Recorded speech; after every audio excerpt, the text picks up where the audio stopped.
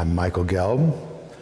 I work with companies around the world on creativity, innovation, both in terms of teaching the particular skills that individuals need, but also how to create an organizational context and culture that is conducive to creativity and innovation. How can you think on your feet? Yes. Well, it's a wonderful expression we say, right? Think on your feet. So I guess that means you don't have time to sit down and think about it, right? You're there and it's happening. But it's also gives us a clue to what I think would be very helpful for people in a very practical way.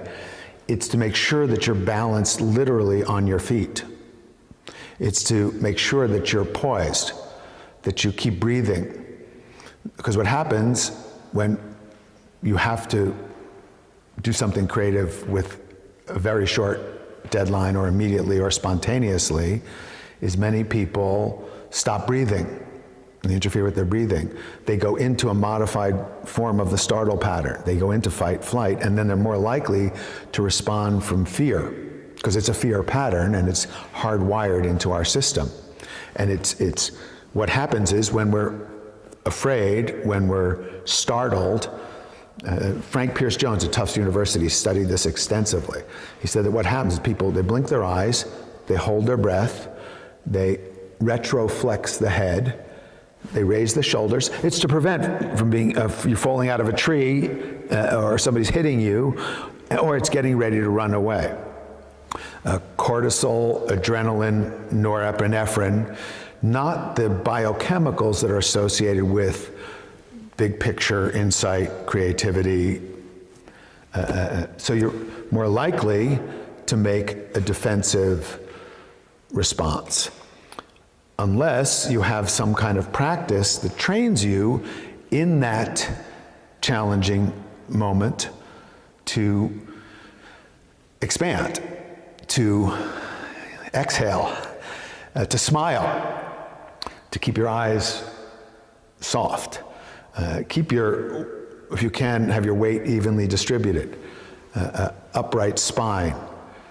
So I've developed lots of practice for people, lots of ways of helping people do this. The Alexander Technique is one of the simplest, most elegant and profound. There's a reason they teach it at the Royal Academy of Dramatic Art and at the Juilliard School in New York and all over the world at performance training academies, both for actors and musicians, because it is really the art of stage presence. So the Alexander Technique is one modality.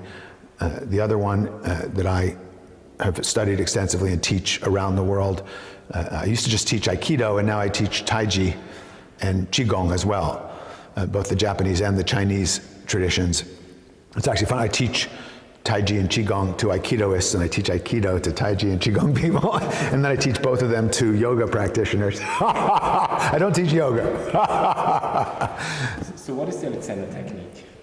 So Alexander was a Shakespearean actor in Australia, Tasmania, and this is in the 1890s.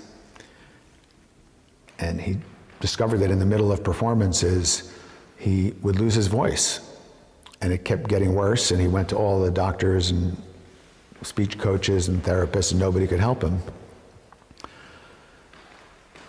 Other people would have quit, but he turned out to be a genius, and he said, no, there must be something I'm doing that's causing the problem.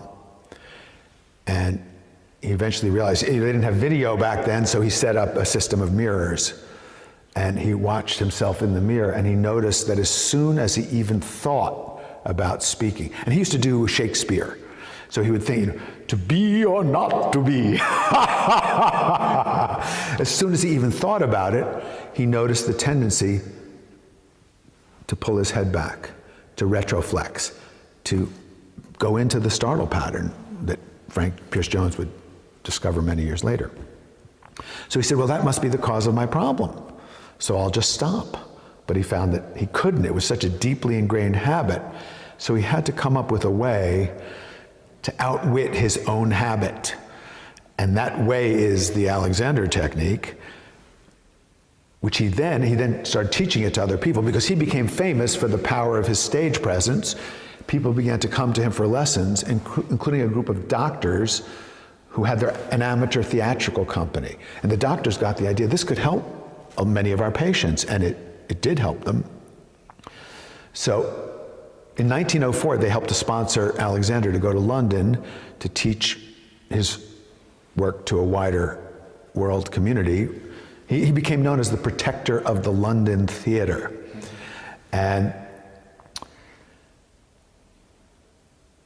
after trying to explain this to people, he started working with his hands to help them get the physical experience of easing out of startle and easing into poise. You know, like if you look at a Maasai tribes person, if you look at a baby, if you look at Roger Federer playing tennis, LeBron James or Steph Curry, anybody who's at the top level of anything, they move, their spine lengthens as they move. They make it look easy. So the Alexander technique, in simple terms, it's the art of making it look easy when it isn't, which is what you need when you juggle, when you do martial arts, when you're leading a business meeting, when you're dealing with a conflict situation at work or at home. Perhaps you could show me how this Alexander technique could be applied, or to how to juggle, so that we would see that. I'll show you. Yeah. If you give, most people, you give them one ball and they don't have much of a problem with it. But as soon as they get two, they go like this. Because they think it's going to be hard. Right? And you give them three and they fall apart. So what I teach them to do, first of all, I have them practice one ball and make sure that they can keep breathing. And keep smiling, keep their eyes soft. Then we try two, but what I figured out many years ago is people, they just can't keep their poise when they think they have to catch two balls. As soon as you give them two, they go like this. So I could, what the technique really looks like, if I may, is just stay where you are. Is just giving a gentle sense that, yeah, that's it. There's a little bit more freedom possible here, so that if you just let your nose a little bit, so that's it, so that there's just a little more freedom at this top joint. So it all starts with allowing just that little bit more freedom there, because the first, did you notice anything? Does that? Yeah, at first I forgot to breathe. Yeah. Oh yeah, breathing, that Yeah. was something to do. And it feels a bit lighter. Just a little bit lighter, right? Yeah. Just, so I always ask people, what could be just a little bit lighter? Like if I'm like this, what could be a little lighter? Now that makes all the difference in my ability to respond to a spontaneous, challenging situation. This is one world of response, and a little bit lighter, I'll lighten up. I'll be more poised. I'll be able to breathe. I'll have more oxygen in my brain, so I'll probably be smarter. So coming back to the juggling metaphor, what I figured out is even if I came and helped people, like I just gave you a tiny little touch, as soon as, just as what Alexander discovered, as soon as he started speaking again, he went back into the old pattern. And as soon as people have two balls and they think they have to catch them, the startle pattern comes back in.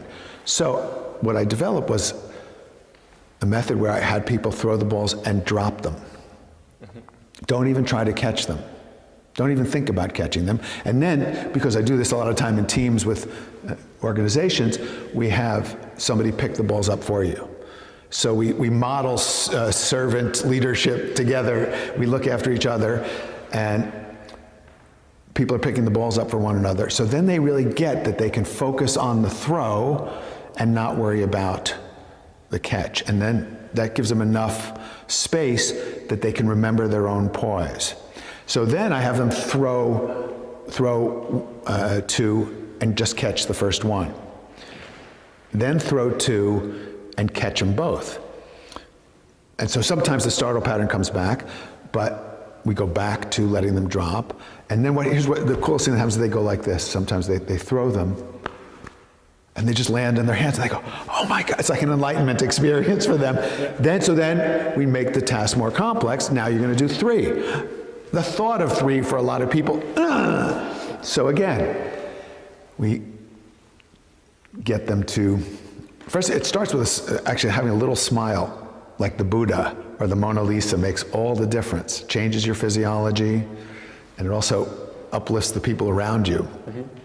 So we get them, I coach them to have a Buddha or a Mona Lisa smile, to make sure they keep breathing, to lengthen the spine, and then I have them throw 3 balls and let them drop, and now I have a group of 3, so 2 people are picking up the balls. So it's, you know, I started doing this many, many years ago when everybody was very stiff and wore a tie in every business situation and didn't laugh. And you get people doing this, and the ties would be loosened, the people would be laughing, and now people love it even more. And what happens is we then have them throw all 3 and catch 1. Then throw 3 and catch 2. Then throw 3, and if you let the 3rd one land in your hand, you just juggled for the first time. And I have these rooms full of, I've done this with IBM engineers, 1,000 IBM engineers in a big hotel ballroom, and you hear them go, wow! And then, of course, I tell them if you want to keep juggling, you have to keep throwing the balls, which means they'll keep dropping. So you know, you have these great people who have been here at the forum, like Ed Catmull and Vinton Cerf, and I'm sure that if you've interviewed them, they talked about you have to create an environment where there's psychological safety for making mistakes. So I use juggling as a metaphor for that, but also to integrate with the Alexander technique, the psychophysiology of being free from the fear pattern, and emotions and your physical embodiment state is contagious in a team, for better or for worse. If I'm the boss and I walk into the meeting like this, everybody's on the defensive. There will be no creativity. If I'm the boss and I walk in with smile and I ask questions and I listen and I'm lighthearted, there's going to be a lot more creativity. So you know, that's an aspect of leading creativity that's very subtle. Just your actual presence will either inspire it or shut it down, and you might not be aware of that at all.